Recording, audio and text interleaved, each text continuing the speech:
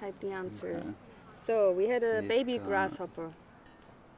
The Open Soil Atlas project was funded under the Horizon program, so it was European funding. So first of all, we needed to collect soil data because we wanted to empower people to test their soil and also to show how different ways of managing the soil impact on the soil characteristics. So we had to find tools and also a guideline which was easy to follow. And so for our tests, we just use vinegar and baking soda and actually just the senses. Open Soil Atlas, it has a strong educational drive, which is the one actually to bring back communities and possibly to help people learning something more about the soil. For that we built up a survey on a dedicated app, which was an app mostly used for citizen science project to collect and map